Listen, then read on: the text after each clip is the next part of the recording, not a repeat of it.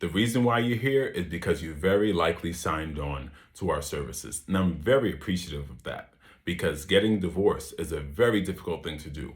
Believe me, I know. I've done over 1,000 and I can tell you some things that will very likely surprise you. But believe this, you've made the right choice to get your life back, by all means. So the reason why we're here is very brief. We gave you a lot of information and you've given us a lot of information. So it's time to talk about the 4 steps that come from you being married, seeking a divorce, to you getting your life back and saying you're divorced so you can spread your wings. So let's get started. Step 1, you very likely went through the interview where you answered all the questions. A lot of them you tend to know off the top of your head. Your name, your date of birth, where you live, your social security number for yourself and your spouse. And if there are children involved, you gave us the necessary information for them too. Now, I'll suggest to you this. I'm sure you were told that if there's any missing information, it's going to cause a big delay in us getting the first set of documents to you.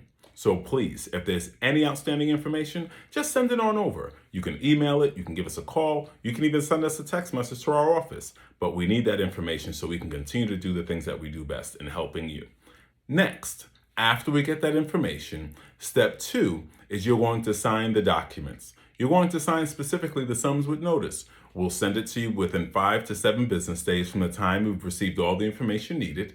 We'll send it to you, you sign it, and then you'll get it back to us. And that'll lead to us filing it. Step 3, it'll be time for your spouse to either sign the affidavit of defendant or to be served by a third party. That tends to be the longest part. Why? Because you have no control over that part. Your spouse may have said they're going to sign on day 1, but when it's time for you to present the paperwork to them, there are things that may cause a delay. Anything from them changing their mind, or guess what? You might be having doubts. But step 3 is very critical for me to take a lot of time to discuss. And believe it or not, we'll get into that at a later time. But your spouse is either going to sign or they're going to be served by a third party.